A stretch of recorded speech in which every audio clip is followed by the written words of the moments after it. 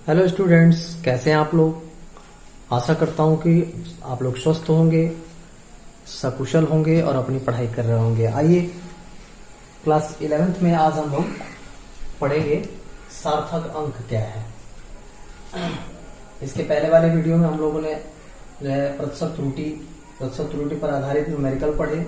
अब इसके बाद का टॉपिक है सार्थक अंक क्या होता है। इंग्लिश में बोलते हैं सिग्निफिकेंट फिगर। सार्थक अंक, तो सबसे पहले समझिए शब्द सार्थक। सार्थक क्या है? सार्थक शब्द, सार्थक का मतलब जिसका एक उचित अर्थ निकलता हो, जिसका एक उचित अर्थ निकलता हो। ठीक है। सार्थक और निरर्थक दो शब्द होते हैं। निरर्थक का मतलब जिसका कोई अर्थ ना निकलता हो, जिससे कोई प्रभाव ना पड़ेगी। ठीक है। और सार्थक का मतलब कि जिसका उचित अर्थ भी निकले और उसका कहीं न कहीं मान पर क्या हो, असर पड़े। ठीक है। तो उसको बोलते हैं क्या? सार्थक। अब जो है सार्थक अंक, तो किसी राशि की माप में यथार्थता पूर्वक ज्ञात अंकों तथा पहले संदिग्ध अंकों को सार्थक अंक कहते हैं। देखिए डिफिनेशन लिखा हुआ है, किसी राशि की माप में, कोई राशि मान लीजिए माप रहे हैं, जैसे लेंथ ही माप रहे हैं, लेंथ यानी कि लंबाई माप रहे हैं, तो लंबाई के मापन में, ठीक है, यथार्थता पूर्वक ज्ञात अंकों को, यथार्थता पूर्वक का मतलब कि पूर्ण रूप से, ठीक है, यथार्थता पूर्वक यानी कि जिसका प्रत्यक्ष प्रमाण हो, पूर्वक ज्ञात अंकों को यानी कि उसमें जो भी यथार्थ अंक होंगे और पहले संदिग्ध अंक को, पहले संदिग्ध अंक, ये समझने का प्रयास करिएगा, को सार्थक अंक कहते हैं। इसका मतलब कि यथार्थता पूर्वक ज्ञात अंक और पहले संदिग्ध अंक मिला करके क्या बनाते हैं भाई? सार्थक अंक बनाते हैं। अब आप लोगों को समझना है कि संदिग्ध अंक क्या है। तो संदिग्ध आप लोग जानते हैं कि संदिग्ध का मतलब कि जो क्या है भाई, स्पष्ट नहीं है, ठीक है, कि यही होगा। ठीक है। जैसे अपराधियों के केस में आप देखते हैं कहीं क्राइम होता है तो पुलिस पहले संदिग्ध लोगों को पकड़ती है, यानी कि ये प्रत्यक्ष रूप से प्रमाणित नहीं है कि यही है, यही अपराधी है, लेकिन हो सकता है। ठीक है। यानी कि प्रत्यक्ष रूप से ज्ञात नहीं है। तो इसका मतलब कि संदिग्ध अंक का मतलब कि वह अंक प्रत्यक्ष रूप से प्रमाणित नहीं है कि उस लंबाई के मापन में उसका रोल है पूर्ण रूप से। ठीक है। तो अब यहां पर जो है संदिग्ध अंक, थोड़ा सा मैं आप लोगों को बता दूं, जैसे मान लीजिए कि वर्नियर कैलिपर्स द्वारा किसी घन की लंबाई मापी गई। एक घन है तो घन की भुजा मापी गई, भुजा का मतलब उसकी लंबाई मापी गई। ठीक है। तो वर्नियर कैलिपर्स, इसमें जो है वर्नियर कैलिपर से कितनी मापी गई, एक हमने उदाहरण दे रखा है यहाँ पे, 3.52 सेंटीमीटर मापी गई, घन की लंबाई मापी गई। ठीक है। तो अब जो है वर्नियर कैलिपर्स का अल्पतमांक आप लोग जानते हैं, वर्नियर कैलिपर्स जो है लेंथ मेजर किया जाता है, इससे छोटी लंबाई को मापा जाता है। ठीक है। तो यानी कि वर्नियर कैलिपर्स का जो अल्पतमांक होता है वह होता है 0.01 सेंटीमीटर। ठीक है।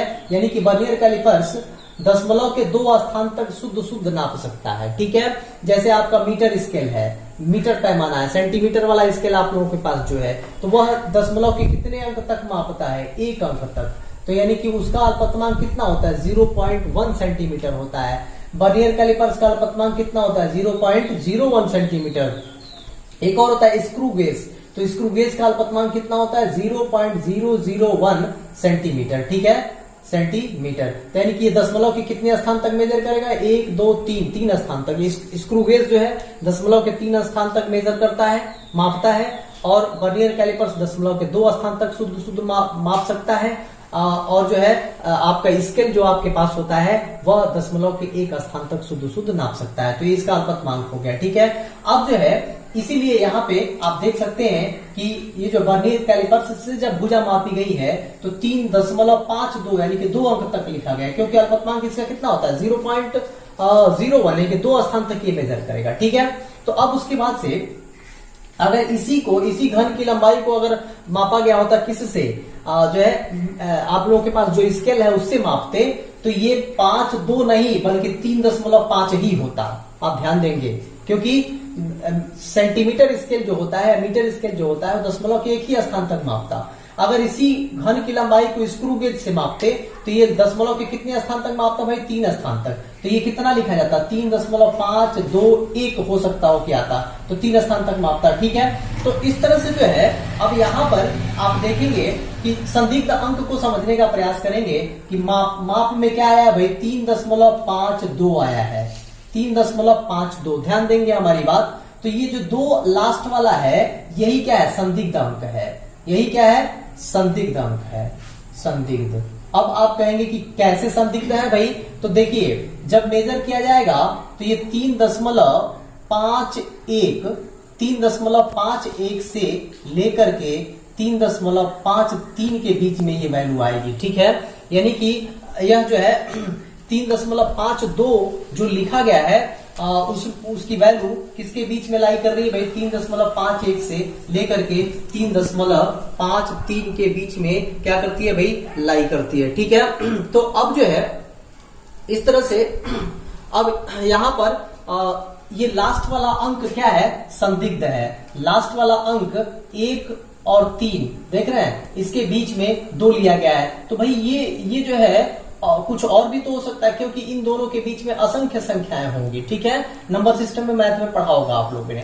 तो ये 5 तो भाई फिक्स है कि 5 आइडेंटिफाई हो गया, लेकिन लास्ट वाला 2 ये आइडेंटिफाई नहीं हो पा रहा है कि ये एक्यूरेट हो सकता है। ठीक है, क्योंकि ये वैल्यू 3.51 से लेकर के 3.53 के बीच में लाई कर रहा है। ठीक है, तो अब जो है इसलिए ये लास्ट वाला अंक क्या हो गया, संदिग्ध अंक कहलाएगा। ठीक है, ये पूर्णतः आइडेंटिफाई नहीं हो पा रहा है, पूर्णतः ये हम नहीं मान सकते कि ये वैल्यू को एक्यूरेट बताएगा। ठीक है, तो इसका मतलब कि लास्ट वाला जो अंक है वह क्या होगा भाई, तो वह होगा संदिग्ध अंक होगा। ठीक है, अब जो है इसमें सार्थक अंकों की संख्या अगर आप मेजर करेंगे तो कितना होगा, 1 2 3 होगा। तो अब आप परिभाषा से मिलाइए इसको कि किसी राशि की माप में यथार्थता पूर्वक ज्ञात अंकों को, तो यथार्थता पूर्वक आपके पास कितने अंक हैं, तो 2 ही अंक हैं यथार्थता पूर्वक। कौन कौन, इसमें ये देखिए अगर मैं यहाँ पे लिखूं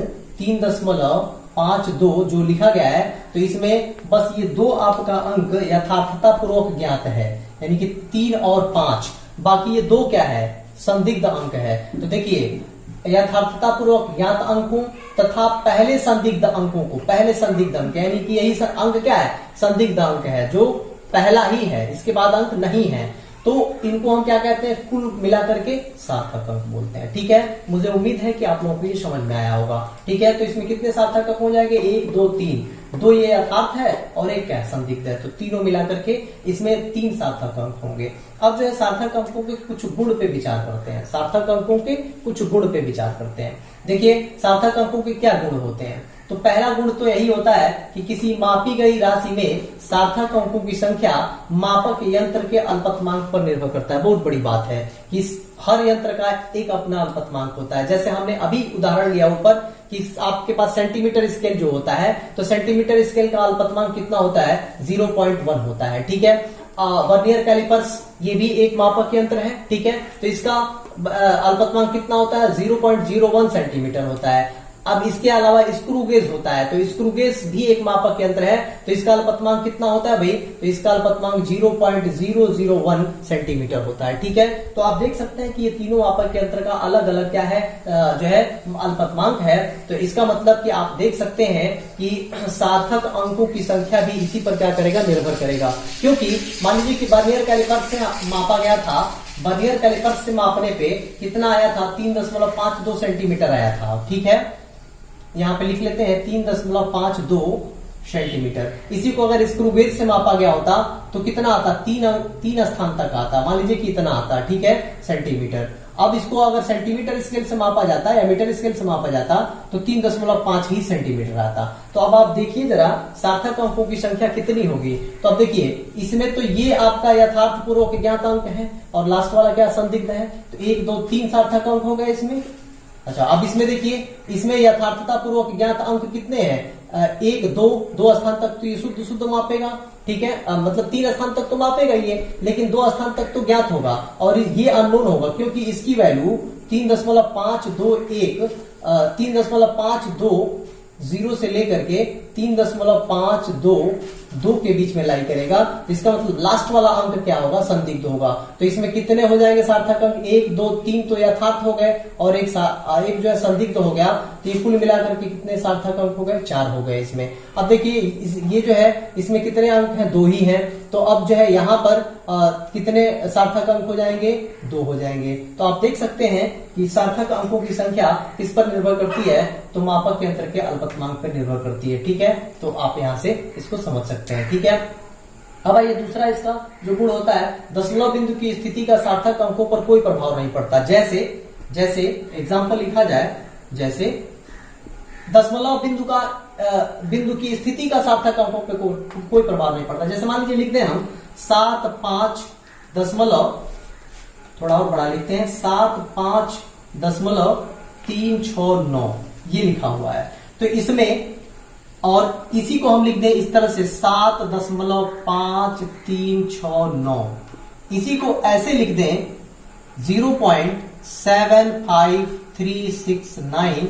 इसी को हम ऐसे लिख दें 75369 ऐसे लिख दें। तो अब इस पे विचार करिए जरा सब पे। तो देखिए पहले दशमलव कितने स्थान पे है, 1 2 दूसरे स्थान पे है, देख रहे हैं। इसमें कहां आ गया है, पहले स्थान पे, यानी कि दशमलव पहले आ गया। ठीक है, यहां पर देखिए दशमलव एकदम और आगे आ गया। यहां पर दशमलव कहां चला गया भाई, देखिए अगर पहले वाले से कंपेयर किया जाए तो 3 के बाद दशमलव चला गया। तो अब देखिए सार्थक अंकों की संख्या जरा इसमें निकालिए सब में। तो सार्थक अंकों की संख्या पे कोई असर नहीं पड़ेगा। 1 2 3 4 5, तो कितने सार्थक अंक हैं इसमें, 5 हैं। इसमें सार्थक अंक देखिए दशमलव भले ही इधर उधर हो रहा है लेकिन सार्थक अंक उतना ही होगा, 1 2 3 4 5। तो इसमें भी कितने हैं, 5। ठीक है, इसमें भी कितने होंगे, 1 2 3 4 5। इसमें भी कितने होंगे, 5। और इसमें भी कितने होंगे, 5। तो कुल मिला के देखिए दशमलव बिंदु की स्थिति का सार्थक अंकों पे कोई प्रभाव नहीं पड़ रहा है। अब आइए नेक्स्ट देखते हैं, किसी माप में सार्थक अंकों की संख्या जितनी अधिक होगी वह माप उतनी ही अधिक यथार्थ होगी। ये भी जो है समझने की बात है। जैसे मान लीजिए कह रहा सार्थक अंकों की संख्या जितनी अधिक होगी वो उतना ही अधिक यथार्थ होगा। जैसे मान लीजिए कोई माप है, कोई लंबाई हम माप रहे हैं, जैसे घन को ही हम माप रहे हैं। तो घन की लंबाई जो है सबसे पहले किससे मापा गया, मीटर पैमाने से मापा गया, मीटर पैमाने से। ठीक है, तो मीटर पैमाने से मापा गया तो वह जो है निकल के आया 6.5 मान लीजिए कि मीटर आया। ठीक है, या सेंटीमीटर में इसको ले लीजिए, सेंटीमीटर पैमाने में, तो ये सेंटीमीटर में आया। अब इसी चीज को जो है आप जो है वर्नियर कैलिपर से मापिए, वर्नियर कैलिपर से मापिए। तो वर्नियर कैलिपर से मापेंगे तो कितने स्थान तक मापता है, इसका अल्पतमांक कितना होता है, 0.01, तो 2 स्थान तक मापेगा। तो 6.5 मान लीजिए कि 1 सेंटीमीटर आया। ठीक है, और तीसरी स्थिति में स्क्रू गेज से मापिए, स्क्रू गेज। तो स्क्रू गेज से जब आप मापेंगे तो स्क्रू गेज से मान लीजिए आया 6.512 सेंटीमीटर आया। ठीक है, तो अब इन तीनों पे जरा विचार करिए, सार्थक अंकों की संख्या जितनी अधिक होगी वह माप उतनी ही यथार्थ होगी। तो अब देखिए उसी लंबाई को यानी कि घन की भुजा को सेंटीमीटर स्केल 1 स्थान तक माप रहा है, उसी घन की भुजा को वर्नियर कैलिपर 2 स्थान तक माप रहा है, उसी घन की भुजा को स्क्रू गेज 3 स्थान तक माप रहा है। तो सबसे शुद्ध वैल्यू कौन है, सबसे शुद्ध वैल्यू स्क्रू गेज वाला है, क्योंकि ये 3 स्थान तक बता रहा है दशमलव में और ये 1 ही स्थान तक साफ बता रहा है। तो ये कौन सा एक्यूरेट है, कौन सा सबसे यथार्थ होगा, कौन सा सबसे सही होगा, तो ये होगा। हम दशमलव के जितने स्थान तक जो है हम बढ़ते हैं, दशमलव के जितने स्थान तक हम कैलकुलेशन करते हैं, हमारी वैल्यू उतनी ही क्या आती है, शुद्ध आती है। हम शुद्ध वैल्यू की तरफ क्या करते हैं, टेंड करते हैं, बढ़ते हैं। तो यहाँ पर जो है देख लीजिए आप कि सार्थक अंकों की संख्या अगर आप देखेंगे तो इसमें कितना है, 2, इसमें कितना है, 1 2 3, आप भी बोलते रहे कितना है, 3, और 1 2 3 4, इसमें कितना है, 4। तो आप देख लीजिए जिसमें 4 है सार्थक अंकों की संख्या ज्यादा है वह ज्यादा यथार्थ है। अब आइए नेक्स्ट जो है चौथा में है, किसी माप में सार्थक अंक जितने ही अधिक होंगे उसकी माप में प्रतिशत त्रुटि उतनी ही कम होगी।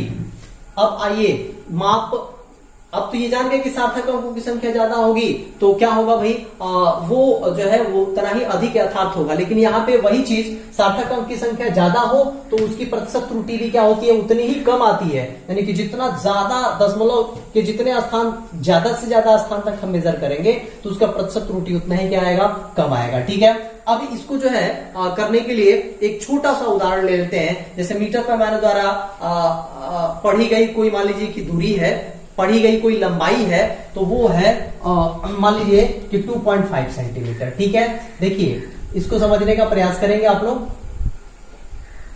मीटर पैमाने से पढ़ी गई कोई जो है लंबाई है, जो कितना पढ़ी गई है 2.5। तो यहां पे लिख लेंगे आप लोग मीटर पैमाने से पढ़ी गई।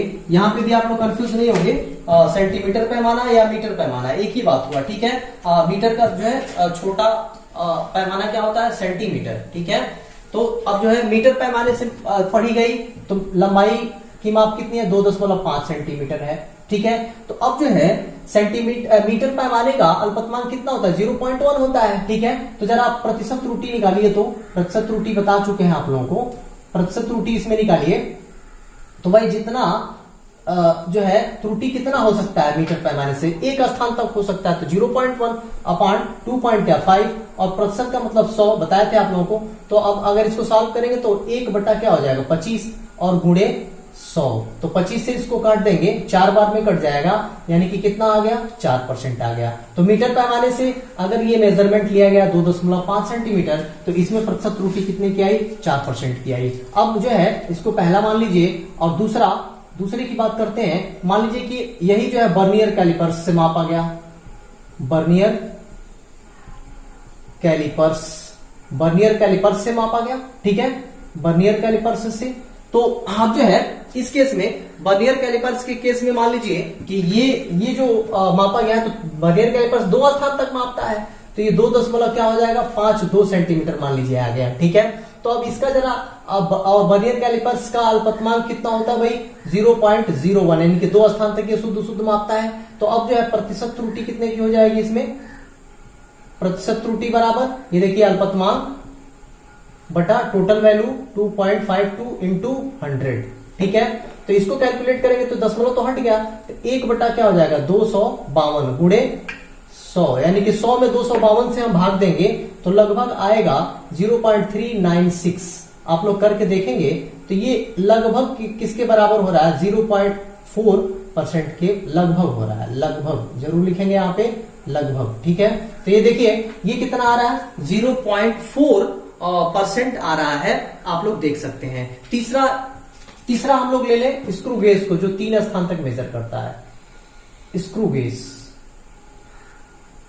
तो स्क्रू गेज से अगर मेजर किया 3 स्थान तक मेजर करेगा तो मान लेते हैं 2.521 सेंटीमीटर आया, तो इसका अल्पतमांक कितना होता है, 0.001 सेंटीमीटर होता है। ठीक है, अब इसका अगर प्रतिशत त्रुटि आप निकालेंगे तो क्या आएगा भाई, प्रतिशत त्रुटि, तो ये अल्पतमांक बटा टोटल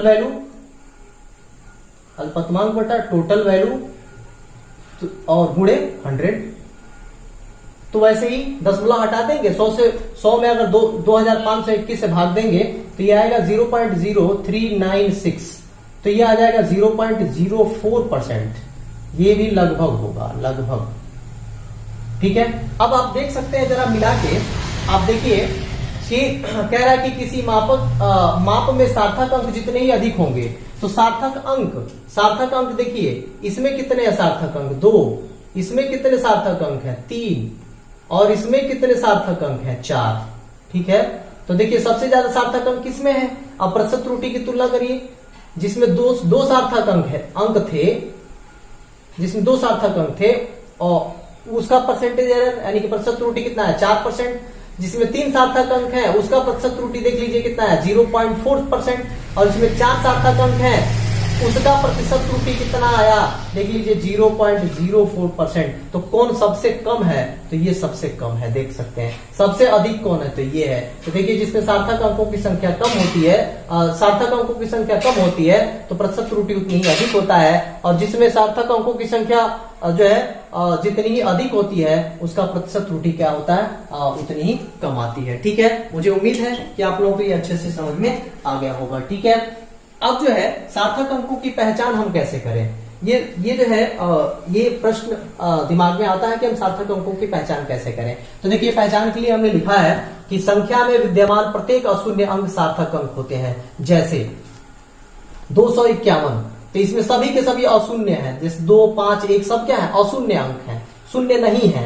तो इसमें कितने सार्थक अंक हैं, 3 सार्थक अंक हैं। जैसे मान लीजिए लिखा हो 2000, ये मान लीजिए कि 7551 लिखा है, तो इसमें कितने हैं, 4 सार्थक अंक है, क्योंकि अंकों की संख्या के लिए 1, 2, 3, 4 सार्थक अंक है। ऐसे करके आप गिन के बता सकते हैं। दूसरी पहचान इसकी ये होती है कि दशमलवहीन संख्या में अशून्य अंक के दाईं ओर अंत में आने वाली शून्य सार्थक नहीं होती। इसको पहले यहां तक आप समझ लें। ठीक है, यहां तक ये कहा जा रहा है कि दशमलवहीन संख्या में, दशमलवहीन का मतलब जिसमें दशमलव न हो, जैसे मान लीजिए कि 7, 5, 2, 0, 1 इस तरह से लिखा हो, तो इसमें कहीं दशमलव है, नहीं है।